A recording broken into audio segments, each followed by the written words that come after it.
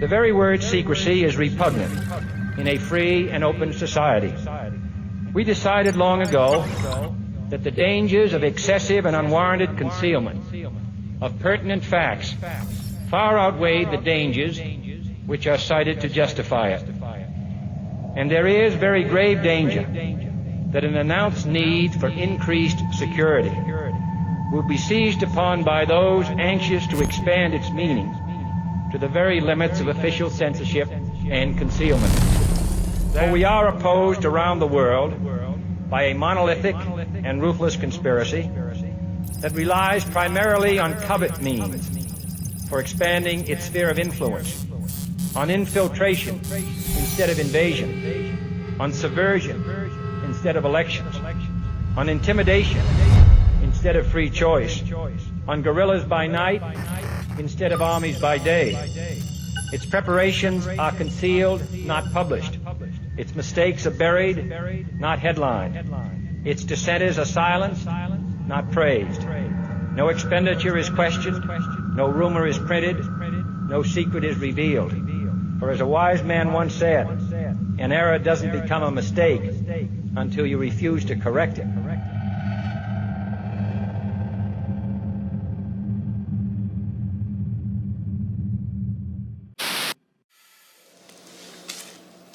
Hundreds of people in the valley say they are hearing voices in their heads.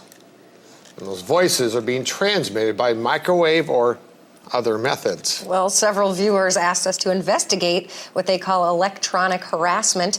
KMIR 6's Angela Monroe joins us now with what she's discovered. Angela. Electronic harassment, synthetic telepathy, voice-to-skull technology. Chances are you haven't heard of these terms.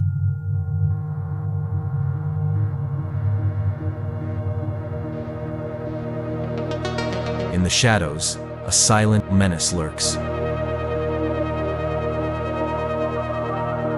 It's a weapon that most governments refuse to acknowledge exists. We are not aware of a technology that does this. We've never seen a technology anywhere in the world that does this to people. It's invisible, has been in development for decades, and it may have been used to influence you without you even knowing. It's a weapon of mass destruction. It is believed to be the cause of Havana syndrome, but its capabilities don't stop there.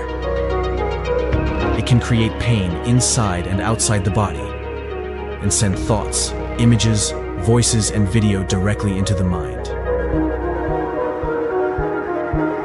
It can also read your thoughts in real time, and responds to them at lightning speed.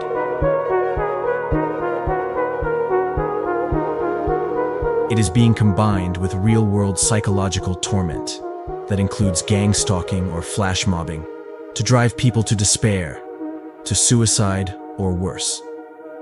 It is used to torture people around the clock. Every minute of every day for years on end. This torture can include painful spikes and zaps that prevent you from concentrating on anything, or voices in your head that make disparaging comments to you all day, chipping away at your patience and self-esteem while making you paranoid about everyone and everything. Sometimes these voices pose as people you know, or even God.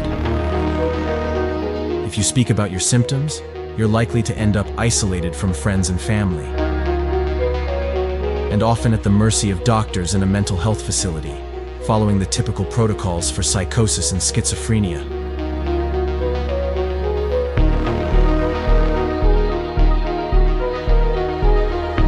A growing group of people who are under attack from this weapon are refusing to be gaslit on this issue any longer. They're people who know they've been victims of a military-grade neuroweapon and a sophisticated psychological operation designed to destroy their life.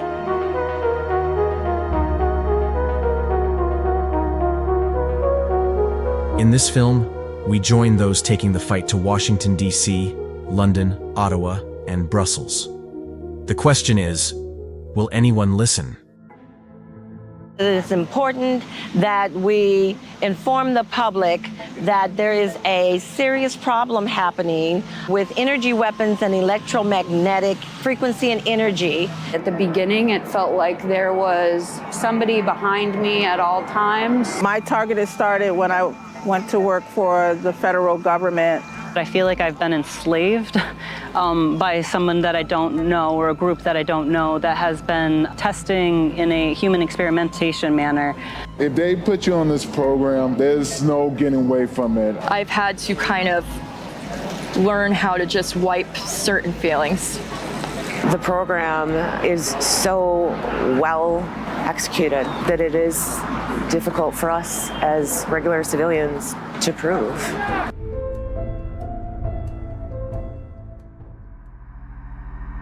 The victims of these top-secret neuroweapons call themselves targeted individuals. The experiences of targeted individuals tend to be a combination of symptoms that fall into three categories: audio-visual, physical, and real-world. Many people on the targeted individual program report both audio and visual anomalies, often voices, images, or thoughts sent into their minds. The images appear in the mind's eye, both when the eyes are open and closed. The voices are heard inside the head, not through the ears. The thoughts present as your own thoughts, but often include things that seem odd, like words that aren't in your usual vocabulary. Victims report that these attacks seem to be trying to psychologically break them. The voices react to both the thoughts and the speech of the victim. In addition to voices, victims who suffer the audio effects also report hearing strange noises, tinnitus, and a debilitating pressure inside their head. These symptoms mirror what we've been told about Havana syndrome and match the capabilities of a weapon known as V2K, or the voice of God, as reported in Wired. The voices often pose as God, dead relatives, or other personas. They say things to humiliate the victim, make them paranoid, and control their behavior. This is a very debilitating technology that injects voices into your head 24 hours a day, nonstop, very harassing, threatening, condescending, just constant harassment in the worst way. I experience pretty much 24/7 V2K. I haven't had silence in around 7 years. There's nothing really said that is worth anything. It's all a lie. Anything that's ever said through V2K is not to be trusted. It's there to make my blood pressure rise, maybe even shorten my life. It was hard for me to talk to people because it was like talking to two people at once, or at least listening to two people. The chatter starts before I even wake up. That's how I wake up every morning. It forced me into suicide twice. It's clear, concise communication. This is not something abstract because I'm a social worker. I work with individuals with disabilities, and I've worked in mental health for a number of years. It's not that. It doesn't manifest or present as that. It is individuals speaking to you, taking out your credit card, get that number, you having intimacy, and they're discussing your body parts or your husband or wife's body parts. So this is an active engagement that's happening through some sort of radio frequency.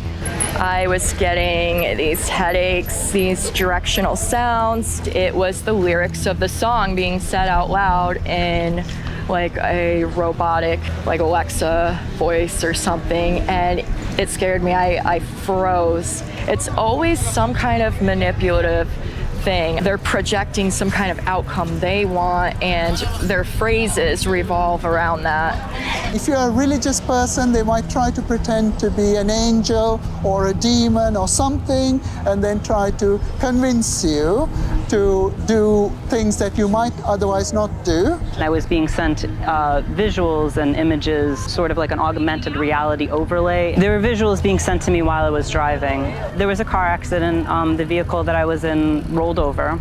It started out with V2K, so I started to get dizziness, tinnitus, started to hear family members and friends' voices in my head. Felt like a radio was being tuned in around different areas of my home. It really wanted me to lash out It was almost like whispers, like they were talking about me. You're locked inside your own head.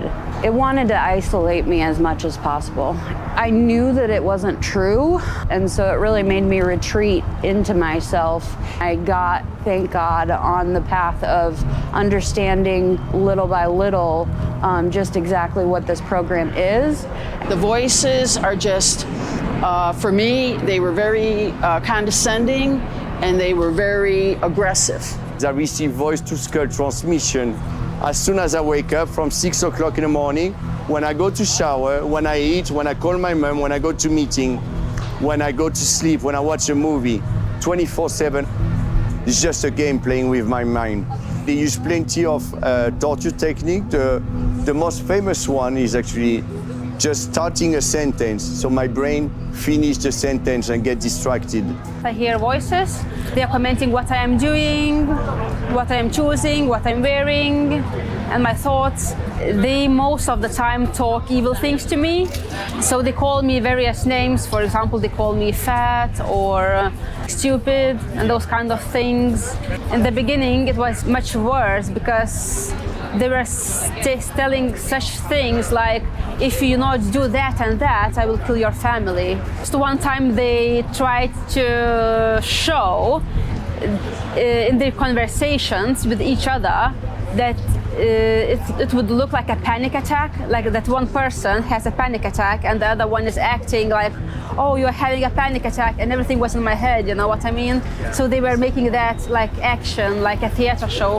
The V2K is incredibly torturous. You can see that V2K is a patented technology. Like in your mind, you'll be thinking, I want to do something, I want to get a shower, or I want to go to the loo, for example, and they'll create an image back, sort of to ridicule. It's a lot of ridicule and humiliation, and it really does get you down.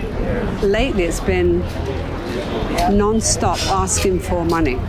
Will you owe us some money? You know, we're going to be shutting you down soon, and when we do, we always ask for a payment. They were increasing the torture, but really increasing it. I'll wake up with full tinnitus blaring up. It's horrible. Back in the day, it was called MK Ultra. I don't know what they call it now, but they started doing V2K stuff to me, and it was making me very paranoid and stuff like that. I didn't know what was going on. Particularly in the voice-to-skull phenomenon, we get computer-generated voices, computer-generated answers, so it appears to be a human-to-human conversation in some ways, but after you read like a page of the dialogue, you realize the conversation is very awkward. If you had a difficult relationship with your father who has passed away, they'll use the voice of your father to use and harass against them. Make the person feel as though they're going crazy. This is what the people behind this program were counting on. These victims, they develop a relationship with their voices, sort of like a Stockholm syndrome, and they actually defend, no, my V2K told me this. How are you going to trust the same entity that is torturing you? Next, there's the physical attacks. Victims who suffer the physical attacks report haptic feedback on their body, and a combination of taps, spikes, shocks, and severe pain, as well as difficulty breathing and muscle spasms that target them from the moment they wake up. Some victims also display severe burns to their face or limbs. These attacks also seem to react to thought. Many believe these attacks come from directed energy weapons, with pulsed microwave frequencies being one of the speculated culprits. During the first 6 months, when someone becomes openly targeted, they'll use very intense directed energy weapons on them, and it's very debilitating. These weapons are extremely painful when they dial them up. I can't even express how painful it is. For me personally, when I had that, imagine being in a fetal position on the floor screaming. When I say painful, I mean extremely painful. That headache, you know, it feels like someone's actually hit you on the back of the head and then that travels all around your facial bones. That was excruciating. It went on for 15 hours one day. I'm not joking, it was unbearable.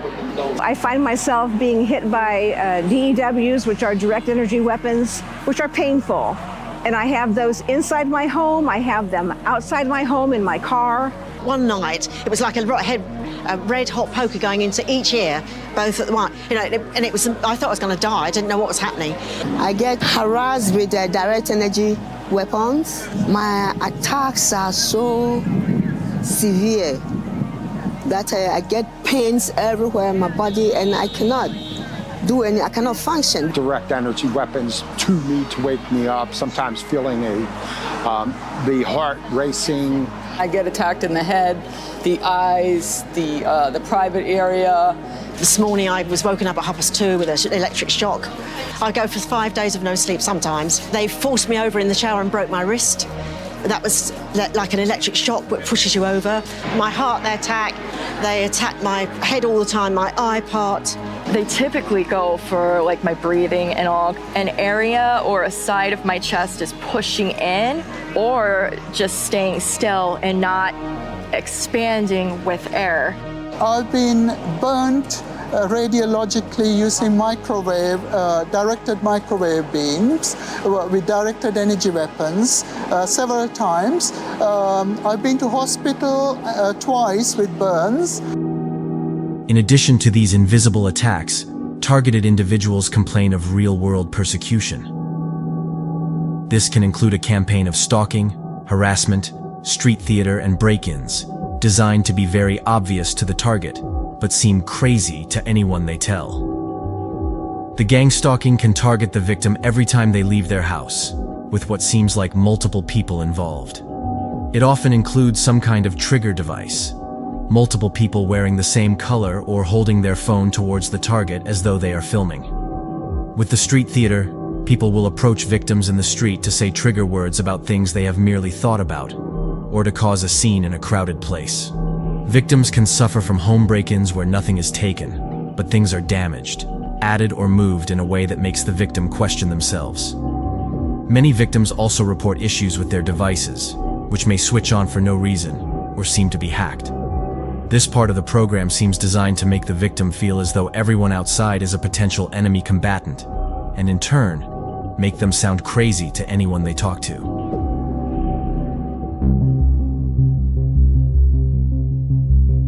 This is blatant, where people are following you, threatening you, intimidating you. I notice people were stalking, they will do funny activities around me. I will go out and they will aim the camera and the camera will be following me around. I'm on year 3 of just being gang stalked on foot. I've been dealing with a lot of the flash mobbing, the gang stalking.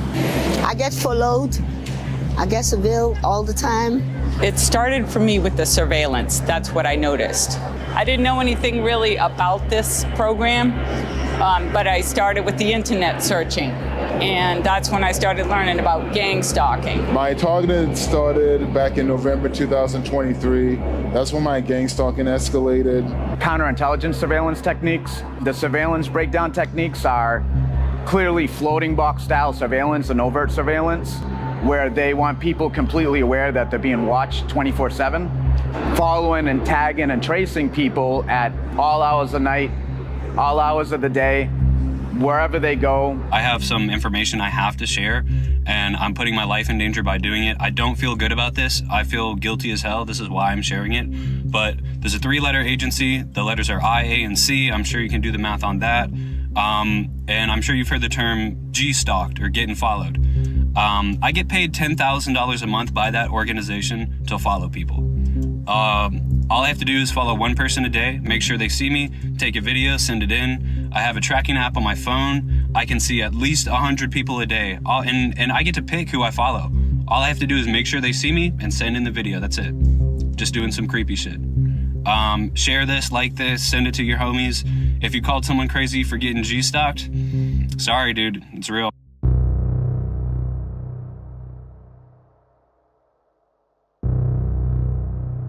You have street theater that are just doing little things on the street to draw your attention. When I said my prayers, I was saying certain things. And then I'd have a person repeat exactly what I was saying in my prayers that were personal to me. It was inside my head. So I made an Amazon purchase and I couldn't decide if I wanted the pink or the green one. And I walked by and someone told me to get the green one. And I thought, well, how Who are you? I would also find my car constantly vandalized way often than it should have, like maybe once a month. My glass was scratched deeply, my tables, my wood chairs were gouged, and it's a constant daily thing with daily home enterings in my home. It'll be things that are meant to make me doubt my reality. I mean, it really just puts you in a state to where you're just constantly questioning everything, and you really don't look at things the same. You really can't trust anybody. It gives you trust issues and you don't trust anybody. You sometimes think that everybody's up against you, but it's not like that. The main goal of all three categories is to make the victim acutely aware that their thoughts are being monitored remotely. The voices react to thoughts, the electronic harassment reacts to thoughts, and the gang stalkers often seem to be waiting for victims at their destination. This leads many victims to believe that they have been implanted or had nanotechnology set upon them without their knowledge and against their will. But some victims believe this is all being done wirelessly. If so, that begs the question, can they already read everybody's mind with this technology? One thing is for sure, this program takes a heavy toll on its victims. The abilities of this weapon may sound like science fiction, but the outcome for victims is far from fiction. Very quickly, their lives become a living hell from which there is no escape. No privacy and no room to think, against a backdrop of physical and psychological torture. Years of their lives are stolen, their close relationships break down, and many end up unemployed and homeless. A significant number take their own lives.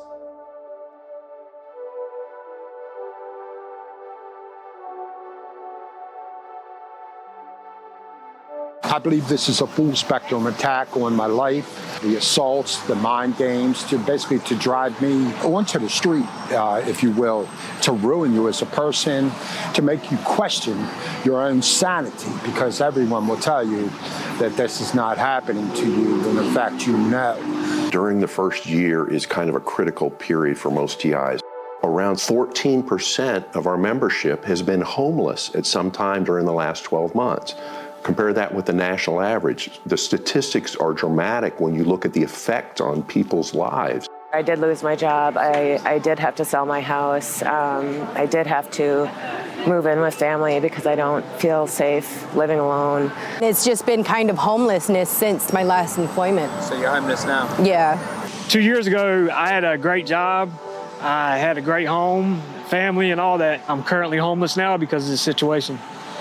And this is what they seem to want, is to put you in a position where you're powerless and... Yeah. Yep, that's exactly what they want. I lost my car, I lost my job, and I lost my house all at once. It put me straight to homelessness. So right now I'm homeless. In the beginning, it almost destroyed my relationship with my family. So I told my family members, talked it through with them. They were very uncomfortable with it. I was as well. Family, it's very hard with family, you know. Some believe and some don't. And friends as well. So that's, you know, you feel very, very low when people don't believe you. My friends are not talking to me.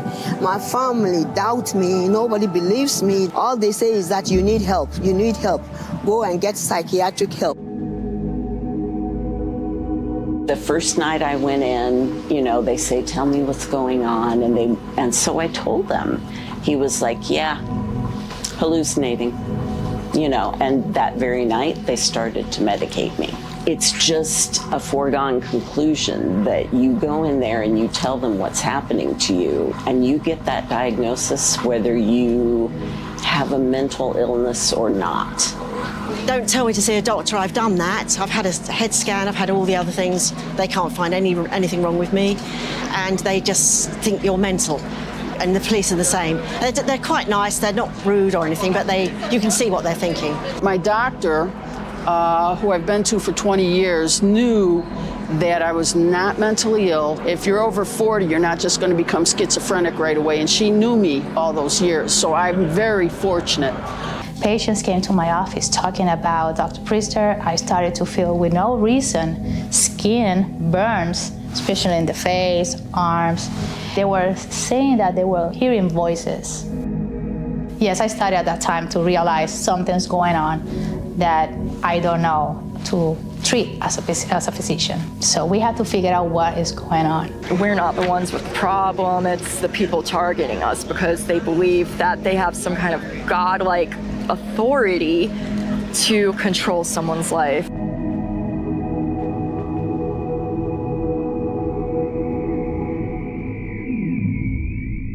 It just messes up your entire life.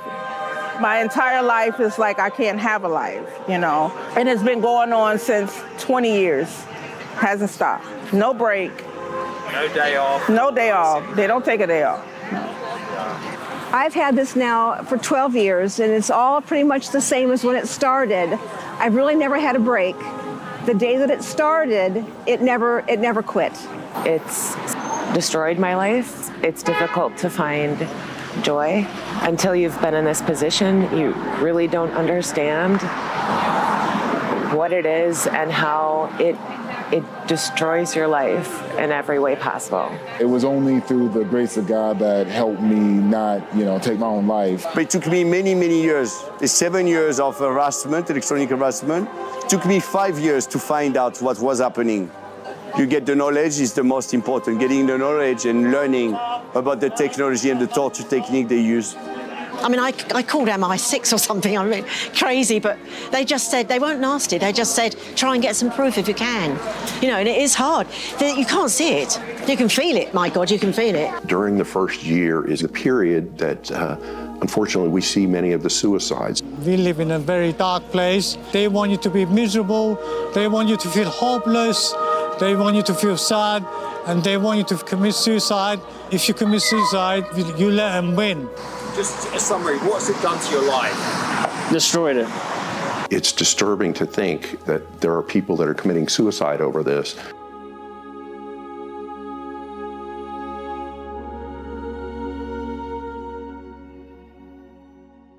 The media coverage of this program has been condescending and sarcastic.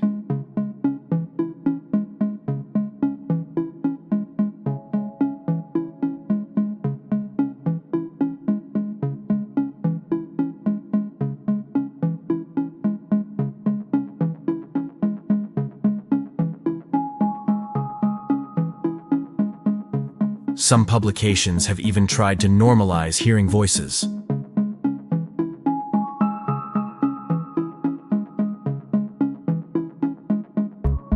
The Wikipedia page on electronic harassment includes phrases like delusions and psychosis.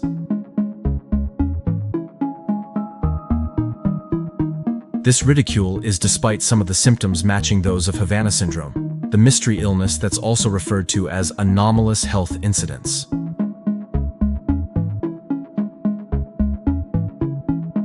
When Havana syndrome first hit the headlines in 2016, the initial CNN report mentioned victims heard voices. It's not just a very disturbing high-pitched noise, but there might even be voices or a message, a continual message that people have been victimized by, this sound, there's this kind of messaging coming from it. Many believe these attacks come from weaponized neurotechnology and directed energy weapons, with pulsed microwave frequencies being one of the speculated culprits of Havana syndrome.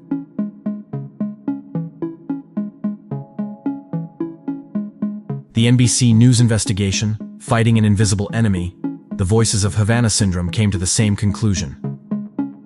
The committee felt that these acute symptoms were more consistent with a directed radiofrequency energy attack and explored possible related mechanisms. We looked at 4 possible mechanisms, but came up with one that we thought was most plausible, and that was pulsed microwave energy. The National Academy of Sciences report was really helpful in saying, yes, it's our belief that these are directed energy attacks, that they are real, and that they were perpetrated by somebody, a state that has this kind of technology.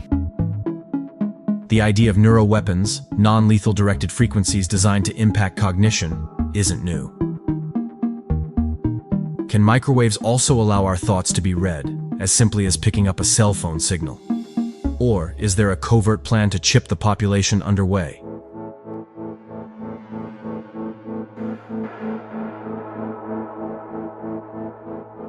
Many victims of these weapons believe they have been chipped without their knowledge. And thanks to the Obama administration's Brain Initiative, inserting technology into the brain became easier than ever.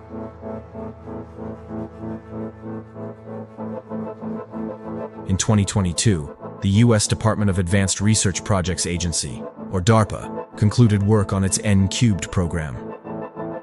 N-Cubed sought to create non-surgical nanotechnology capable of entering the body through the mouth, nose, or by injection, and once inside, migrating to the brain where they become sensors and transmitters. It's reported that its capabilities include a form of mind control. In 2009, Hollywood producer Aaron Russo, famous for his film Trading Places, made an extraordinary claim. I met Rockefeller through a female attorney I knew who called me up one day and said, one of the Rockefellers would like to meet you. And I met him and I liked him. And he was a very, very smart man. I used to say to him, you have all the money in the world you need. You have all the power you need. What's the point? You know, what's the end goal? And he said the end goal is to get everybody chipped, to control the whole society, to have the bankers, the elite people, you know, the bankers and some governor controlling the world.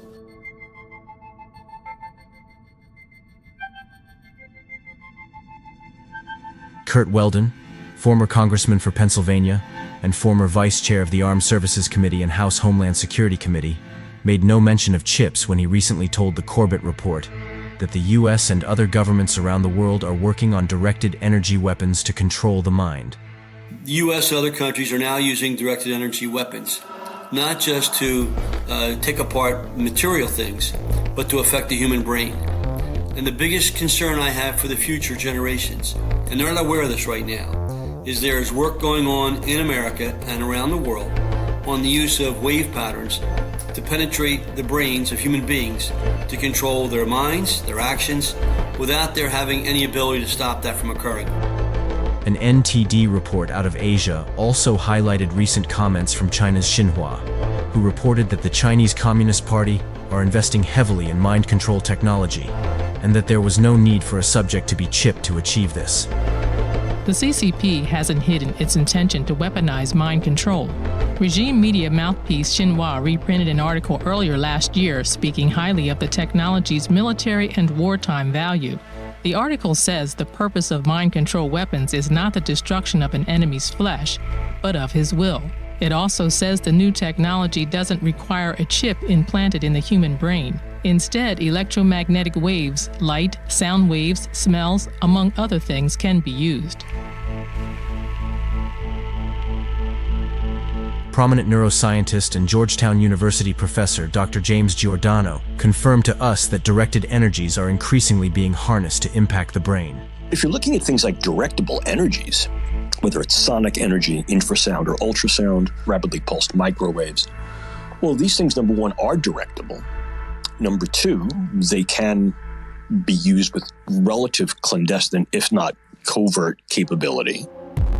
In 2012, various news outlets reported that Russia was working on a mind control zombie gun that would be ready within a decade.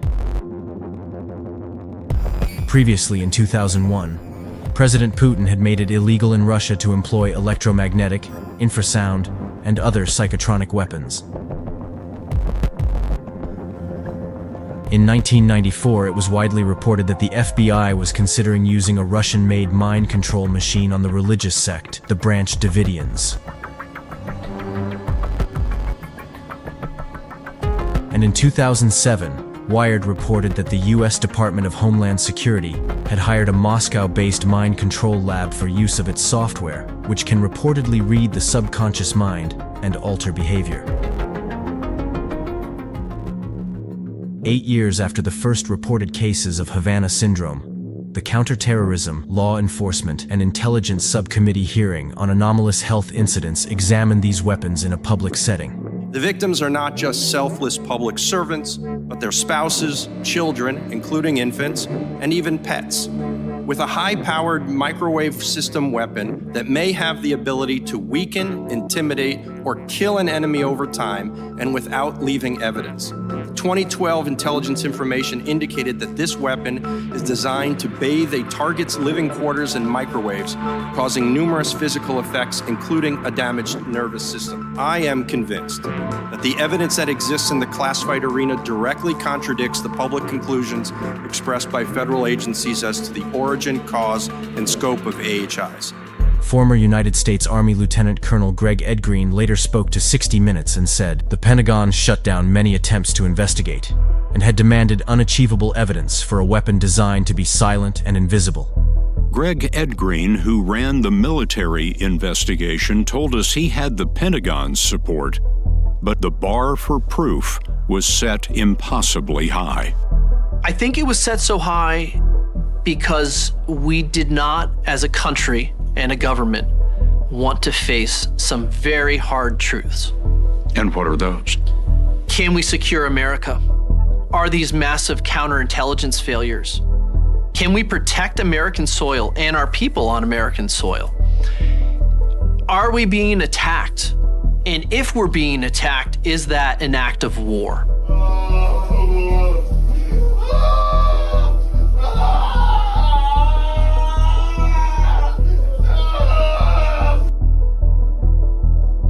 These aren't the first high-profile people to speak out. Former head of the FBI in Los Angeles, Ted Gunderson, was one of the first high-profile names to talk about gang stalking.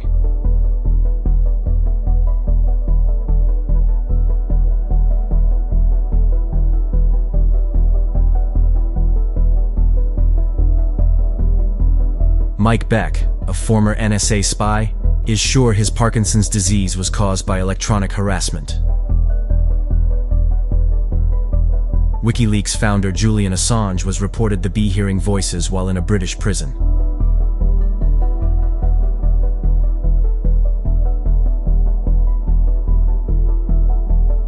Former Raytheon employee Eric Hecker has also recently gone public.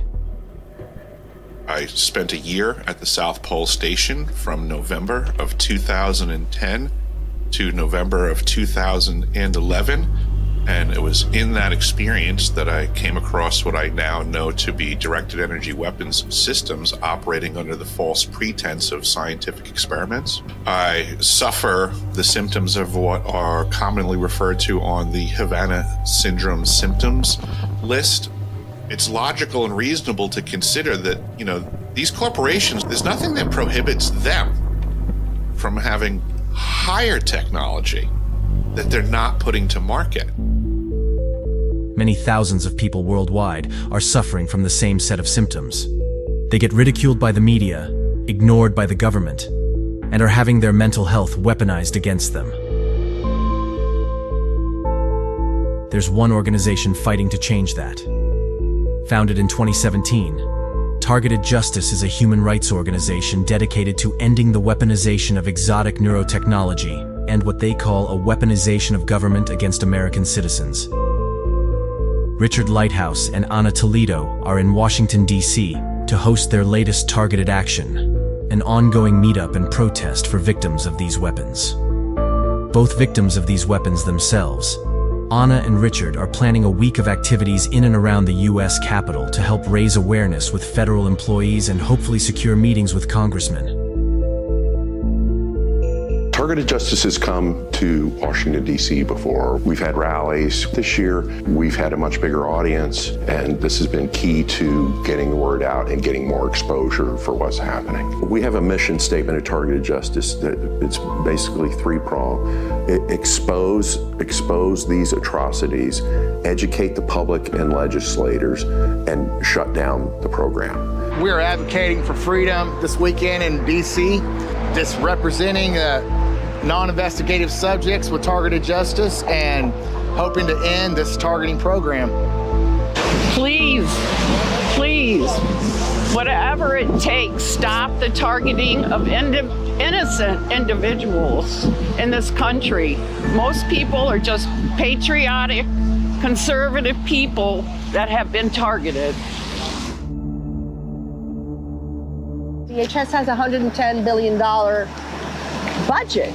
And Rand Paul said, well, we asked about some of these contracts and some of these relationships, and they couldn't even say what they were about. Of course, because it's not that they didn't know, it's that they didn't want to tell you because they're illegal, because they are harassment, because they are organized stalking.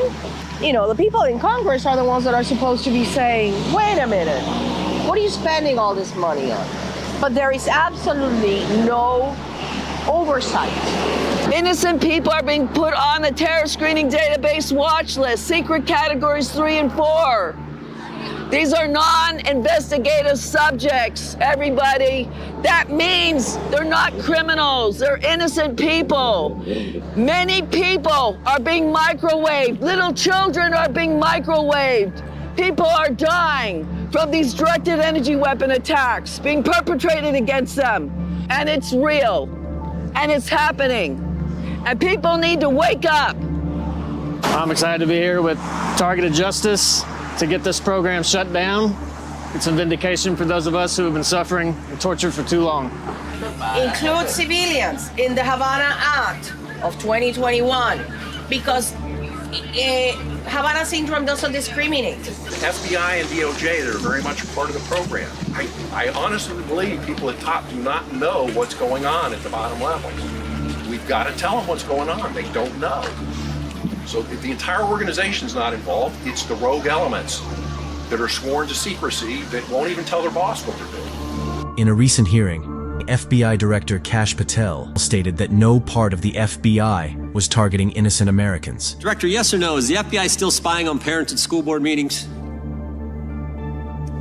No, sir. Is the FBI still targeting Catholics? No, sir. Is the FBI still spying on President Trump? I don't believe so. Is the FBI still censoring Americans? No, sir. Is the FBI still targeting Americans for shopping at Cabela's or purchasing Bibles? Nobody is targeted for their faith. Is the FBI still targeting Americans who are pro-life? Nobody is targeting anyone for their beliefs. So how do people end up on this program? We're not sure there is a good reason or a valid reason. So it appears some people are just randomly chosen. What's more common is whistleblowers, people that make someone angry who knows that there's a terror screening database and knows how to make a nomination happen. I used to live in the country in rural Nebraska, and I started noticing some criminal activity taking place out there. Of course, I reported it to the police. They never saw anything, and I kept reporting it. The people who were operating out there figured out that I was the one who was calling. My life went from normal and even boring to really terrifying overnight. I was sleep deprived and I was scared. It took me a long time to figure out what was happening. I am a whistleblower. It kind of really destroyed my life, really. My targeting started after being a whistleblower. It was absolutely terrifying. I thought they were going to take my life. My targeting started after I retweeted something about the British monarchy. Very quickly after that, I was violently attacked in the street by two complete strangers, and I had to have stitches. I went into hospital. When I got back from having the stitches, the moment I closed the door, there was a knock, and it was a charity worker from a well-known British homeless charity. I thought he was going to give me the pitch. Very quickly, he went on to tell me how proud they were of their royal patron. At which point, my brain connected the two events, and I looked up, he looked me dead in the eye, and he said, yeah, as if to say, you've been warned. At that point, he walked off without finishing his pitch. Almost immediately after that, my gang stalking started. I was followed everywhere, people would be filming me, buying groceries, walking my dog. It got too much, so I moved cities, but the stalking followed me there. Not long after that, my electronic harassment started, and that's when the nightmare really began. I think we have a very serious problem in Britain. I think there is an abuse of power going on, and I think people need to be made aware of it, because it can come for anyone. Targeted Justice believe that individuals are placed on this program via the terrorist screening database, handling code 3 and 4. This system was established by President George Bush Jr. in 2003. They believe Section 702 of the Foreign Intelligence Surveillance Act enables some of the activities of this program. We've identified the treaties that were used, illegal treaties I might add, that were done by the State Department, DHS, and FBI to establish formal ties with foreign governments under secret treaties and make it classified. We identified specifically 8 treaties with 8 different foreign countries. They call it a science and technology agreement, but it's not about science or technology. It's about the name list on the TSDB. And that's what's being transferred to these other governments who agree to keep it secret and who agreed to use the names on that list as though these people were actually convicted criminals of some sort. These people have not committed any crimes. They're average people that walk the street, and they're being attacked with directed energy military weapons. It's concerning that these backdoor and side door treaties are being done. It's essentially null and void. It feels as if it's almost an extension of, say, like an MK Ultra brainwashing program and a mind control program. It wouldn't be the first time the U.S. intelligence apparatus has probed the brain sciences. In the latter part of the 19th century, it was discovered that electrical stimulation applied to discrete points along the Rolandic fissure, the so-called motor area of the brain, would elicit motor movements. MK Ultra was a clandestine program driven by an audacious and chilling ambition to master the art of mind control. Initiated in 1953, MK Ultra sought to create a real-life Manchurian candidate, a programmable assassin who could be triggered to act without conscious awareness, a perfect weapon in the escalating Cold War with the Soviet Union.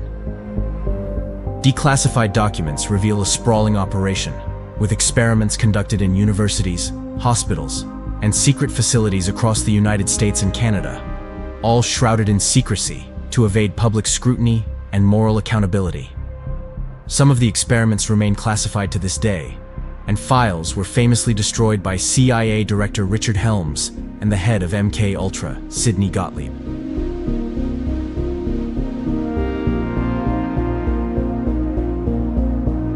I absolutely believe that there are connections to this type of nefarious activity with things like MK Ultra.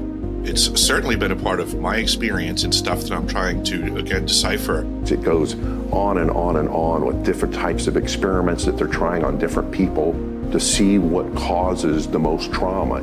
At the heart of MK Ultra's most harrowing experiments stood Dr. Ewan Cameron, a renowned Scottish psychiatrist whose work at McGill University's Allen Memorial Institute in Montreal became a cornerstone of the CIA's mind control pursuits. He was a covert operative for the CIA and conducted some horrific experiments on his patients. Funded covertly by the agency, Cameron developed a technique called psychic driving, a method aimed at erasing and reprogramming the human mind. This type of horrific experiment would be followed up by what Dr. Cameron called psychic driving. What that really is a repetitive message. Between 1948 and 1964, Dr. Ewan Cameron conducted mind control experiments on his patients at the Allen Memorial Institute. They were financed by the CIA and the federal government. At the time, the medical team used drugs and repeated messages to alter the brains of their guinea pigs. Messages like, "You're lovable," or "You're selfish," could be repeated up to 500,000 times, according to the court's decision. They also used electroshocks as what's known as a de-patterning treatment. Cameron subjected patients, many seeking treatment for minor issues like anxiety or depression, to extreme regimens of sensory overload and psychological manipulation. His experiments involved administering electroconvulsive therapy, often while patients were strapped into beds, subjected to endless loops of recorded messages designed to overwrite their thoughts and identities. The electroshock treatment was designed to push the victims into a chaotic state, with Cameron writing that disorganization accumulates with ECT, that is, the more one is shocked, the more disorganized one becomes. One woman said she had no recollection of 26 years of her life after receiving Cameron's questionable electroshock treatment. The tapes, played for hours or even days, were intended to implant new behaviors or beliefs, aligning with MKUltra's goal of creating a programmable human, akin to a Manchurian candidate. Dr. Cameron once bragged that he could turn anyone into a serial killer through this process. Cameron's Scottish heritage led many to ask whether Britain too was involved in mind control experimentation. When MKUltra's secrets unraveled in the 1970s, Cameron's experiments became a stark symbol of the program's reckless disregard for human dignity. Around the same time as MKUltra, the US Embassy in Moscow was being bombarded with microwaves in an incident that came to be known as the Moscow signal. The Russians weren't the only ones experimenting with directed energy. World-renowned Yale neuroscientist José Delgado carried out various frequency experiments on monkeys.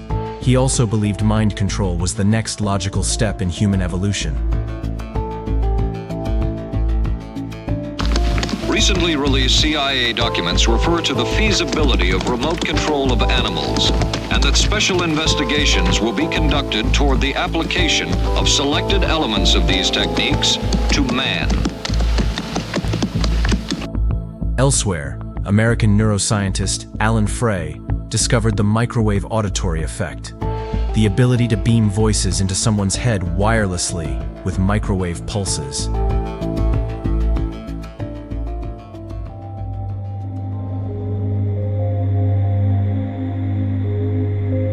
MKUltra wasn't the only time mind control hit the headlines in the 70s. The CIA commented that they believed there was an attempt at mind control on a member of President Nixon's inner circle.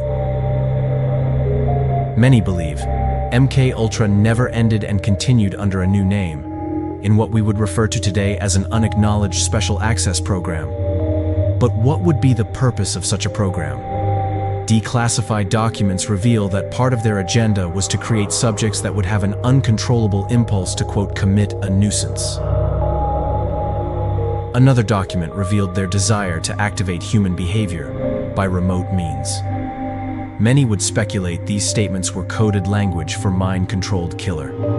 The quest for a Manchurian candidate would embody MKUltra's most sinister fantasy, a human stripped of free will and transformed into a puppet of the state. In one leaked document, a questionable researcher working for the CIA wrote to them stating that his research had come as far as it could without killing his subjects. Reportedly, the CIA wrote back to ask what it would take for the researcher to continue despite the risks, at which point, the morbidly eager researcher replied they would do the experiments for free. There was even some speculation that MKUltra played a part in the assassination of Robert Kennedy. At the time, the killer, Sirhan Sirhan, said he had no recollection of the incident and asked to be taken back to the scene of the murder to jog his memory. There has also been a lot of speculation that Charles Manson was part of the MKUltra program, given that Manson reportedly met with his parole officer in the very building where MKUltra's lead psychiatrist experimented. Manson was really into mind control. Well, you're suggesting Manson was a puppet. I'm suggesting that's a possibility, yeah. He was being used by the state. And then you have that whole COINTELPRO chaos, MKUltra angle to it.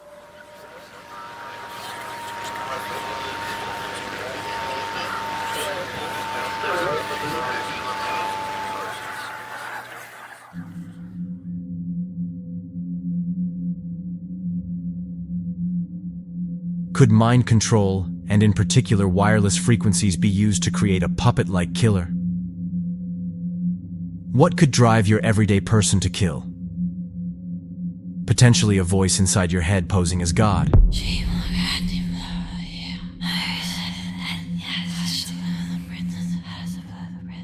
We know, after all, that weapons that can beam voices into the mind wirelessly exist and are unironically called voice of God weapons. Wired has published several articles on voice-to-skull technology, also reporting the U.S. Army pulled down the site detailing the capabilities of these weapons. There have been many mass murders where the perpetrators have said they heard voices. Of course, these killers are written off as schizophrenic. But what if there's more to it? In 2003, in a small Texas town, Deanna Laney, a deeply religious mother, tragically took the lives of 2 of her young sons and gravely injured another, believing she was following the voice of God.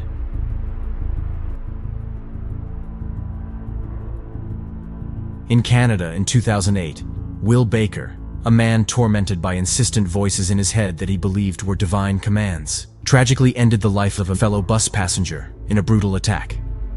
Baker later claimed that his voices had told him he was the 3rd chapter of the Bible, and he was to guard Earth against an alien attack.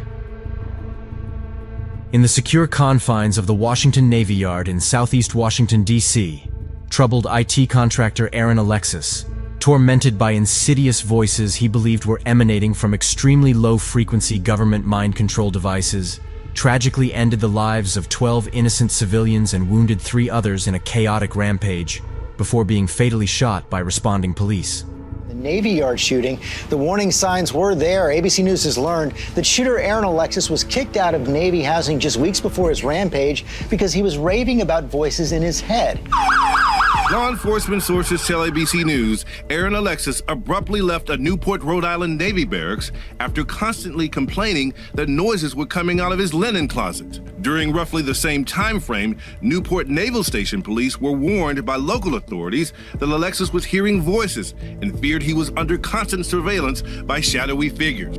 As disclosed by the FBI at the time, Alexis had engraved my ELF weapon on his gun, and they had retrieved writings where Alexis said an ultra-low frequency attack is what I have been subjected to for the past 3 months. And to be honest, it is what's driven me to this. In the town of Colchester in England, troubled teenager James Fairweather, haunted by commanding voices, tragically ended the lives of 2 vulnerable strangers in brutal stabbings in March and June 2014. He told police his voices were demanding a human sacrifice and were laughing as he was carrying out the 2 murders. And I saw him. It was laying on the grass. Like that. It was like just fast asleep. Was where he was drunk. Went up to him. Stood over like that. And that. So I stabbed him first there. And I've done it a few times. While I was doing that, my voices were laughing and laughing and laughing louder and louder. So my voices were talking to me. You need to make a sacrifice, or we're going to come and get you. You need to do it. In January 2017, at an airport in Florida, troubled Iraq War veteran Esteban Santiago, tormented by relentless voices in his head urging him to commit acts of violence, tragically ended the lives of 5 innocent travelers and wounded 6 others in a sudden rampage. Santiago had visited the local FBI to report that his mind was being controlled by a U.S. intelligence agency and that the CIA had been making him watch ISIS videos, presumably in his head. In Maine in 2023, troubled Army reservist Robert Card, tormented by relentless voices mocking and ridiculing him, tragically ended the lives of 18 innocent people and wounded 13 others in devastating attacks on a bowling alley and a bar, before taking his own life 2 days later.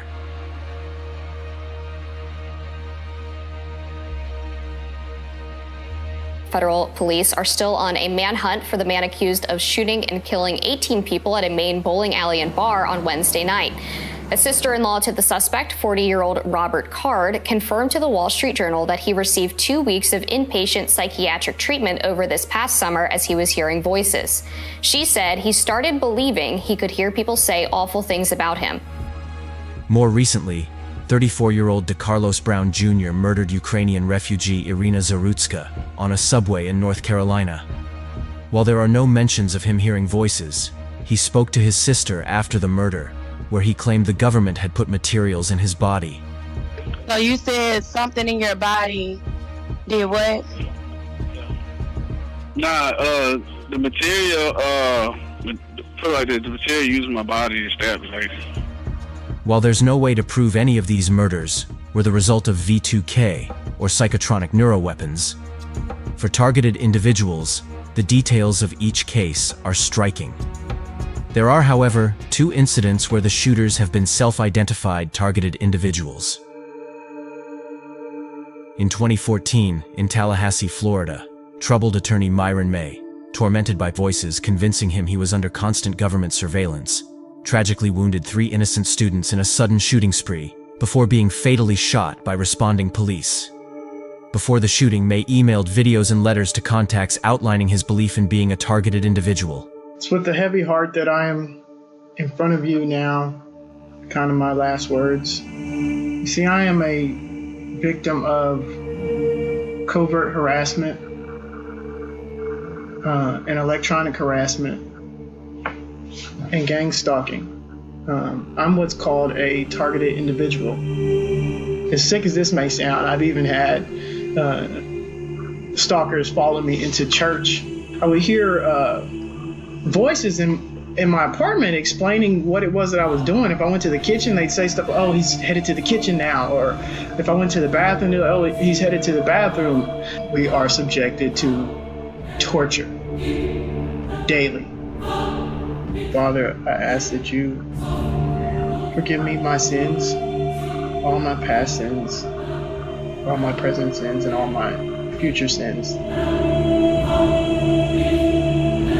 Less than a week before the shooting, May asked on Facebook, "Has anyone ever been encouraged by your handler to kill with a promise of freedom?"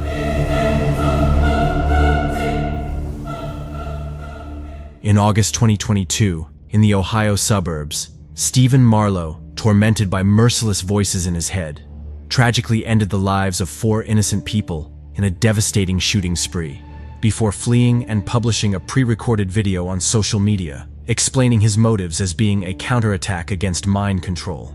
We have been attacked by this weapon our entire lives, and the attack against me personally is one of the most vicious attacks a human being has ever faced.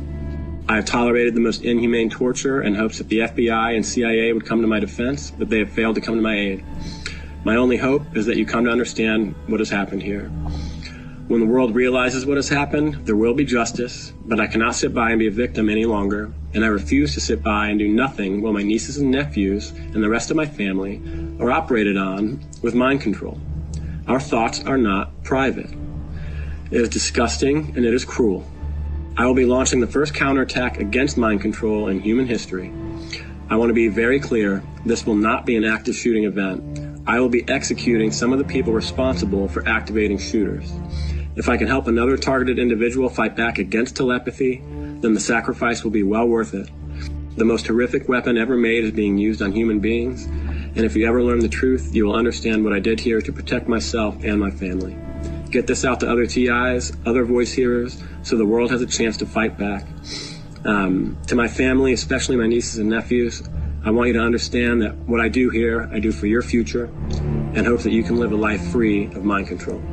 If the subject doesn't know they're under attack, a weapon that wirelessly projects voices directly into their mind could be influential, especially if the voice is posing as God or promising freedom in exchange for a human sacrifice.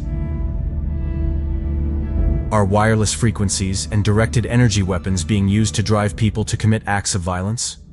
And if so, to what end? Repetitive messaging through people who are highly suggestible, is a CIA term, can be converted into mass murders or mass shooters. It is my personal opinion that the CIA is still doing this. People say mind control. Like, I don't imagine that somebody can shoot a beam into your head right now and make you do something specifically. I think of it more as manipulations, and some people are more susceptible to those manipulations than others. Somebody asked me, why would the CIA or whoever's doing it, why would they want to carry out shootings? And the answer is very simple. They want to disarm the population. I'm completely convinced that they are actually Manchurian candidate type programmed individuals who are targeted and then programmed to carry out false flag operations to frighten society, frighten the public, and create public concern so that on the back of that public concern, they can bring in tighter regulations and rules, curtailing human rights and your freedoms. Many targeted individuals testify to a manipulative nature to the torture they endure. One thing's for sure. This program is designed to drive people to the brink, where they'll do anything to make it stop, potentially even kill.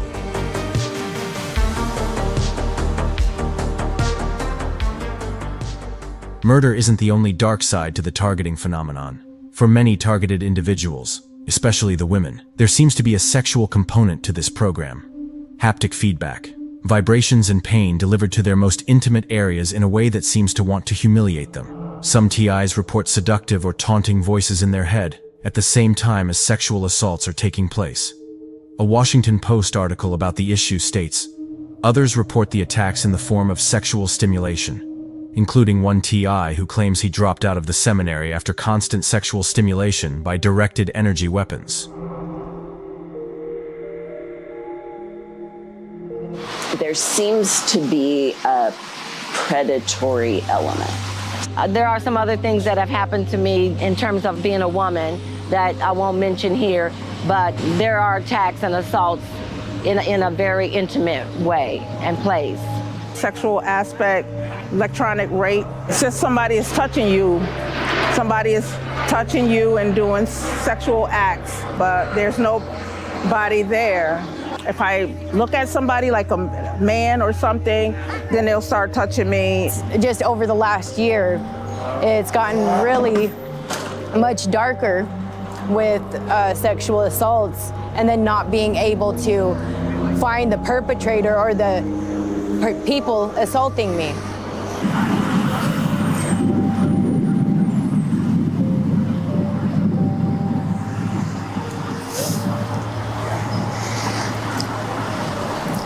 It hurts, and I'm a human being. Yeah, you're talking about like the electromagnetic, the rape and that? Yeah, that's, oh my God, that was kind of on the onset that I became aware of that. It was like I could feel it in my backside and my front side. And in the very beginning, it was, they wanted me to know. It was like I could feel this vibrating, just.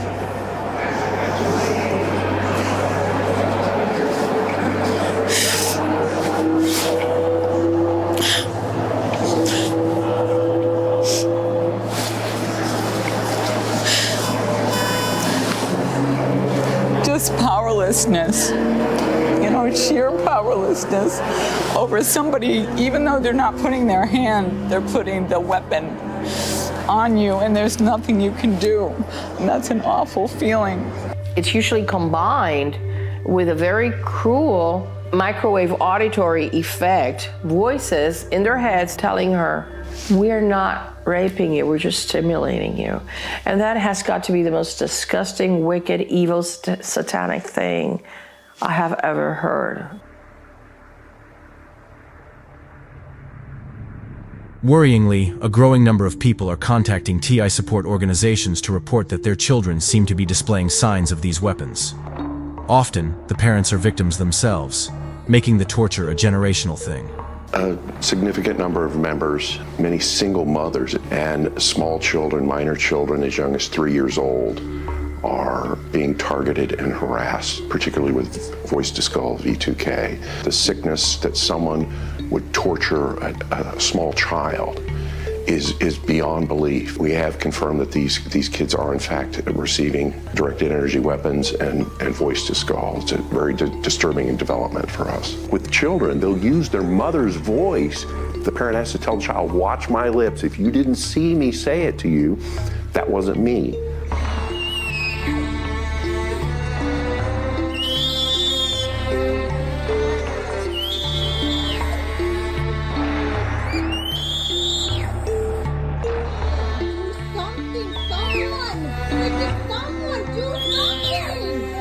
The youngest we have record of is as young as 3 years old.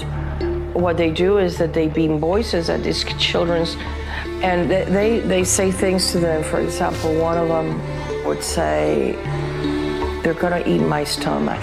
They're telling me that they're gonna eat my stomach." Another mother tells me that her 5-year-old tells her she never has a quiet moment in her head. Like, imagine a child 24/7 having these voices going on. Not to mention the damage to their developing brains, because this is perpetrated with microwave beams that are being directed at young minds. So, what evidence is there that these weapons are at use in the cases of TIs? And who could be running a program so unethical, and that breaks every human rights treaty in existence? A 2018 Freedom of Information Act request by a muckrock journalist sent to the Washington State Fusion Center yielded an unexpected cache of documents on Antifa, the so-called anti-fascist movement that was recently declared a terrorist organization. The leak included several pages on psychoelectric weapons, detailing electromagnetic assaults capable of remote mind control, voices, induced pain, and even forced memory blanking. When asked about the documents, the Fusion Center went silent. There have been attempts to legislate against the use of neuroweapons in the United States. In 2001, Democrat and former presidential candidate Dennis Kucinich tabled an amendment to the Space Preservation Act bill to include bans on psychotronic, electromagnetic, and ultra-low frequency weapons. His amendments were removed prior to the bill's passing, after Kucinich was ridiculed in the media. Also in 2001, former chief scientist at NASA's Langley Research Center, Dennis Bushnell, tagged microwave attacks on the brain as part of a future warfare presentation to the National Defense Industrial Association about future strategic issues. In the presentation, he stated that work is exceedingly sensitive and unlikely to be reported in any unclassified documents. Does that mean that these projects are out of the purview of the President of the United States? Targeted Justice has repeatedly claimed that the TI program falls under a top-secret clearance named Ultra, as in MK Ultra, just below top-level clearance Majestic, above the security clearance of the U.S. President and Congressional Intelligence Committees, making them a violation of the U.S. Constitution. This security clearance system was allegedly set up by Vice President Nelson Rockefeller in the 1970s. One of the first people to make headlines about the targeting program is Harlan Gerard. His experience as a victim of these weapons was featured in a TV documentary and a lengthy article in the Washington Post. We're aware of the use of the Vercator weapons, which we've identified as being particularly painful. This is U.S. patent number 4345220. So they had a global system via satellites that was partially operational by 1984.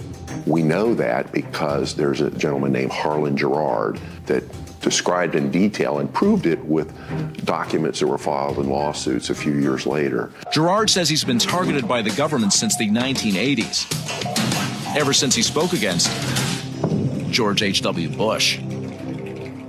Well, that's why they told me they'd come into my life. Gerard's investigation took him to Washington. He found documents proving that government researchers experimented with mind control. And their tools included microwaves.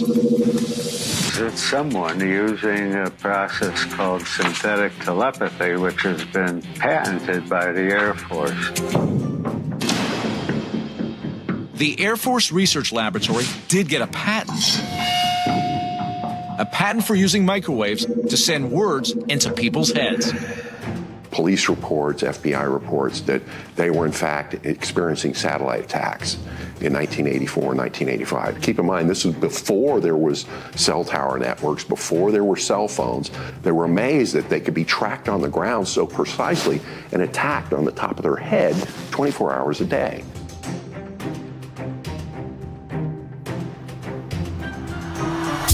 Many victims of this program try to find ways to shield themselves from attacks, especially at night. It's a painstaking and often expensive pursuit that sees them having to purchase Faraday or metal-lined items, which often have little to no impact. You have to put on your armor, not just the armor of God to face the world every day, but for sleeping, since you are stagnant for so long, that's when you really need to protect yourself, protect your heart, protect your head. With all these contraptions, you pretty much have to wear an armor. It is exhausting. I don't have a lot of money, but I would try things like Kevlar, like the shielding that you would use for EMF. Nothing I've gotten has provided 100% protection, but it did provide some. I would just kind of sleep with the pillow between my legs, maybe the shielding over me as well, head protection with the EMF. I cover my legs with a kind of metal dustbin, really, to help me. I must look like a nutcase at night, but lucky enough, nobody sees me. I try all sorts of tactics to stop it, and that's how I can try to lead a normal life.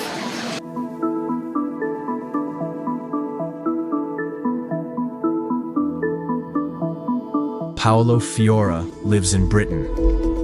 He has organized a protest for targeted individuals outside 10 Downing Street in London, home of the British Prime Minister. I've been trying to organize the people getting together today. You know, I've been targeted for a very long time. I started getting targeted in Italy, where I was born in Italy. Robert Gogerly says he sent a report of what was happening to him to the British Prime Minister's office. And almost immediately a police officer contacted his doctor to inquire about his mental health. I decided I'll create my own report, which is here. I decided to then send it to our Prime Minister here at number 10 and to the Houses of Parliament, to all the ministers. The police then contacted my doctor, inquiring from my doctor, have I got a mental health condition? I have direct evidence the police actively removed these reports from being brought to the attention of our elected Prime Minister and our elected members of Parliament who forms the cabinet. The British, researching into the use of microwave weapons, and in the 80s mass producing these microwave weapons, which are used by British intelligence now on members of the general public. Microwave technology is perfect because with the use of microwave technology, the Russians and later the Americans found that at a flick of a switch, you can control behavior. You can make someone manic, you can make them suicidal, you can make them obsessive, you can make them compliant and submissive, all at the flick of the switch. It's alleged that Marconi Electronics Systems were producing microwave weapons in Britain in the 1980s. And that may explain why 25 of their scientists died in mysterious circumstances in what became known as the Marconi murders. Interestingly, of course, Marconi were involved in the Strategic Defense Initiative, which is the so-called Star Wars project. So yeah, I think it's definitely possible that Britain were manufacturing these weapons and testing them on their own population in the 1980s and through to the current day. That's certainly my experience. The British government recently posted an ad hiring for directed energy weapons communications role. Over in Brussels, another organization representing targeted individuals is ICADER, led by Melanie Vrichen. Melanie is taking the concerns of targeted individuals to the UN and has met with them several times. Our collaboration with the UN has intensified, and we had various meetings with them. So it's an independent body of experts that will judge our case. And what we were discussing is how we can make the committee understand that what targeted individuals are living is really a disability. There are certainly people in the UN that consider this as a really grave crime and would like it to get much more attention than it has. I honestly had the impression that it's almost the first time that they heard about these crimes. It is our duty, I think, as citizens, that there is this democratic oversight that is created. It is the state or these states are responsible, are either unwilling or unable, as it seems, to protect their citizens. Then the state is liable.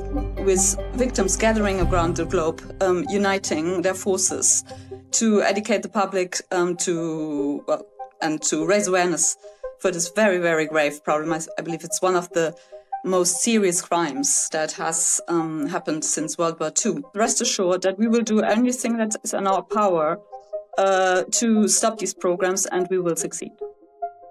In Canada, Galina Cardina has been organizing protests and pushing for awareness at the Canadian Parliament. I have run an organization of victims of psychotronic weapons since 2009. I met a leader of the Liberal Party in Canada, Mr. Michael Ignatieff. We submitted a petition against misuse of psychotronic mind control weapons to Member of Parliament, Mr. John McKay. On the 23rd of November 2011, the petition was presented, tabled, in the House of Commons in Ottawa. Its number was 411-0188.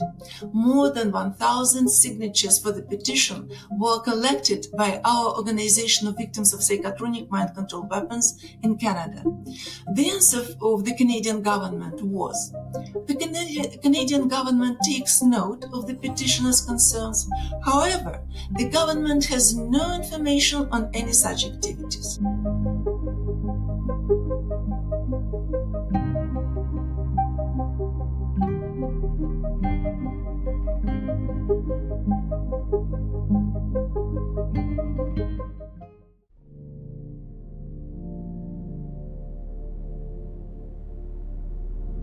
Back in Washington, D.C., Richard and Anna have gathered the largest targeted individual rally on record, with attendees coming from across America to stand up for their rights. Anna and some of the rally attendees have managed to secure a meeting with a representative of U.S. Senator Jerry Moran. The meeting goes well, but the senator's representative says little. Anna and one of the rally's attendees have managed to secure a second meeting, this time with a representative of Senator Ron Johnson's office. When the meeting starts, Anna doesn't hold back. This is a travesty happening in America. It's a Stasi state and it needs to stop. This is about doing what's right. Let's investigate if there are civilian victims of Havana syndrome in the United States. As you know, President Trump on January 20th, among the dozens of executive orders he signed one very important one, which is against government weaponization. Why did the FBI create InfraGard? So that they are exempt from FOIA. Why doesn't he bring witnesses to testify that are victims of government weaponization, such as myself and normal Americans that have no ties to terrorism, to testify and say how our lives have been obliterated by these criminals?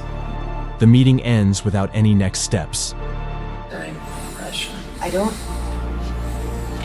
I'm gonna bite my tongue. We're in Washington, D.C. We just had a meeting with Legislative Council with Senator Ron Johnson's office.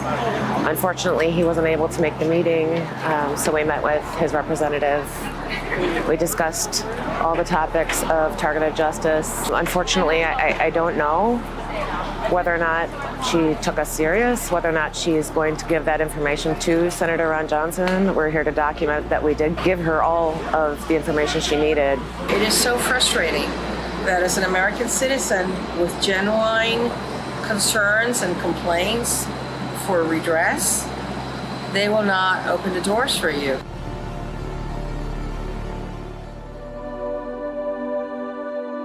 The voices of targeted individuals are getting louder and more credible. Our elected representatives can't ignore them for much longer. This program is designed to subjugate and control, and it can target anyone, anywhere, anytime. Its tactics are sinister. Its motives are unknown. How many people have been through the mental health system or committed suicide due to this program? Can anyone be turned into a killer with enough torment? Can the world's governments or secret societies now deploy sophisticated militia-like tactics and military-grade neuroweapons to ruin someone's life in the most hideous, cowardly, and satanic way? And the most important question of all, could this become a global mind control program?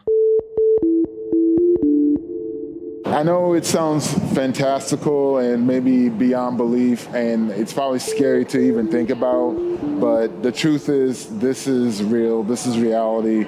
You or someone you love and care for can be a victim of this.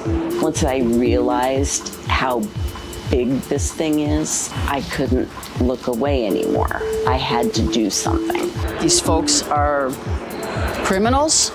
Every single one of them need to be in jail.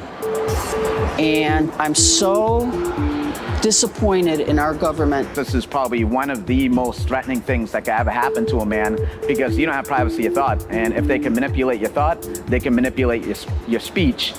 You think it's normal people have access to your thoughts, have access to your life, follow you and torture you? This is the technology that can be easily used to control and manipulate and monitor the population. This is a torture program. It's horrible. It's absolutely horrible. No one deserves this. No one. I'm an old lady. I'm in my 70s. You know, what on earth could they got to gain from someone like me? You know, it's not really hurt anybody at all, done anything wrong. You realize the potential to control the masses without their knowledge, radiologically, remotely, and you are making full use of it. Now, that's not democracy, and it is moving towards a silent dictatorship. I mean, right now we're the guinea pigs, right? But they're not going to stop there. They have a plan in place. They're using this for something big. These people, there's 278,000 people on the unacknowledged terrorist database, category 3 and 4, which even the president does not have access to. I believe there's a high probability that the technologies are not controlled by the governments of any nation. So yes, I believe it's possible that this stuff is above the president and he does not have access to it. I think more and more people will experience it. People will believe that they have psychosis. There's only so many people you can dismiss as delusional and crazy. It's a weaponization of the government. I don't think they're going to get away with it because it's such a violation of human rights. They are psychopaths. They have no empathy, no compassion, no feelings. I think we have to operate now on the assumption that they can read our thoughts, everybody's. Our existing wireless communications infrastructure runs on microwave. Your cell phone runs on microwave. If they have discovered a way to pick up brain signals on the microwave network, that is a serious breach of the social contract between governments and their citizens. The first thing they've done with this technology is use it to oppress people, which raises serious questions over who's in charge and what their intentions are for regular people. Despite the growing voices of victims, court cases fighting this torture program have fallen flat. Attorney Ana Toledo has been following the legal battles closely. There have been over 500 lawsuits that have been thrown out. Some are about the voice-to call.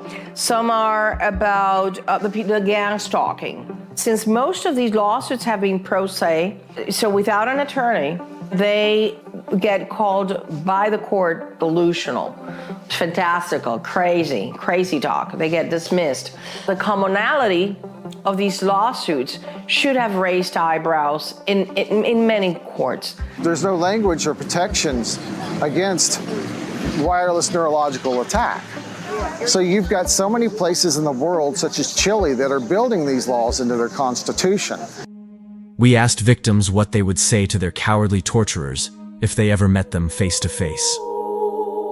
If I was to say something to the people who had targeted me, I would say that I'm not your slave. I don't think there's anything we can honestly say to them because they are absolutely insane to think this and do what they are doing to innocent people, not only senior citizens, but children. It's a slow, painful death. The ultimate goal is to destroy the person. This is wickedness and this is evil, and it has to stop. This has to stop. How can you live with yourself? How do you sleep at night? I don't understand how you can do it. I really don't.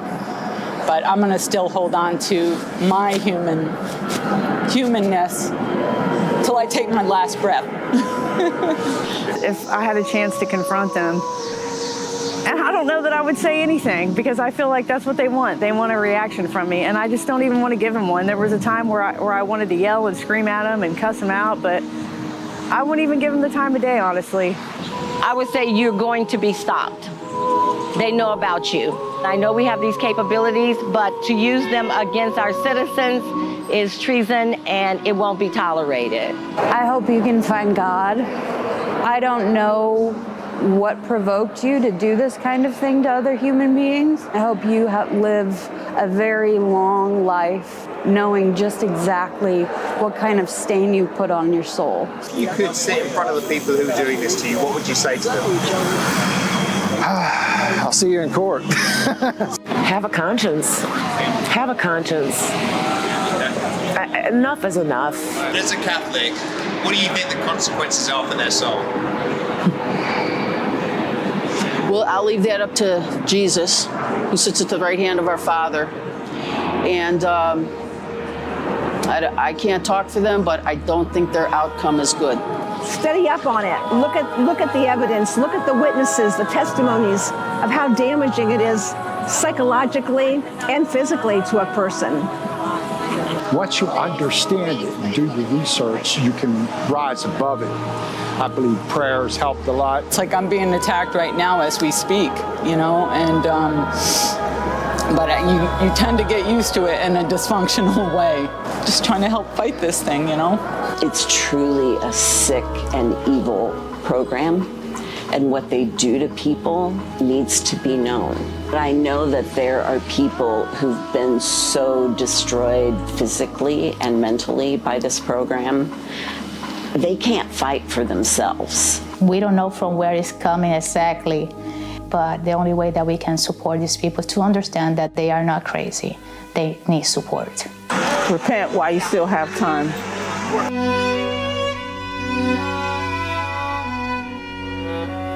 Despite the dark shadow that looms over them and the lack of help from elected representatives, many targets are hopeful that the tide is beginning to turn. Why is fighting this so important, so close to your heart? Because I cannot conceive myself of being a slave to this program. You know, I'd rather die. I'd rather die standing than live on my knees. You know, I'm not going to stop this fight. Nobody could make this up. Nobody can go around claiming to be a victim of this if it wasn't true, because it's so horrific. No court of law would give a warrant to any agent to go into the brain of somebody and know what they're thinking. You cannot so much as pray to God, have an intimate conversation with God without these criminals listening into it. That's the ultimate violation of the most sacrosanct thing you can have, and you don't even have that anymore.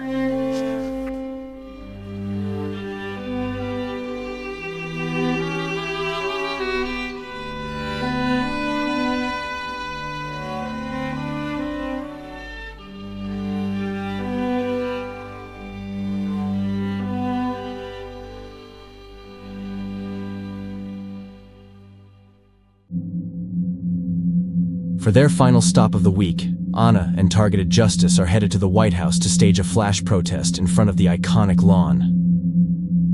Electronic harassment is perpetrated through the use of directed energy weapons. Voice to Skull, which is a patented technology which beams voices to the heads of people, subliminal messaging on the population to weaponize mental health and tell people that they're going crazy, but they're not.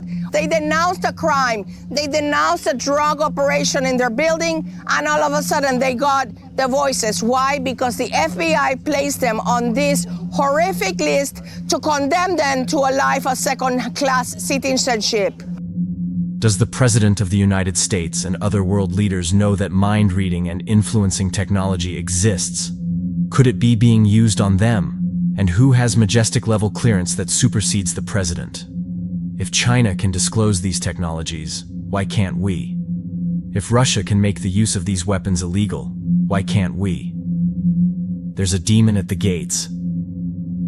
This technology has the potential to be used on both mass populations and individuals. And if indeed these attacks are coming from our existing communications infrastructure, as many believe is the case, then we find ourselves already caught in the mousetrap. The question is, who's at the controls? As much as they have so much influence and access to doing bad things to us, ultimately the control is within us. I believe that with Tulsi Gabbard and the current administration, this is going to get exposed. Nobody's going to be made whole because the scars are too deep. It's torture on an incredible level. This technology that includes subliminal messaging can be used as a global mind control network. It's very real. It's happening right now. It's already being used on the American and European populations. It has the potential to be the greatest threat to mankind ever, because once you get this submissive compliance, it's very easy to accomplish some type of power takeover. This isn't okay. We're not free. I'm a veteran. This isn't the country that we fought for. This isn't the freedom. You know, when does this program end? Who's going to step in? Who's going to do something?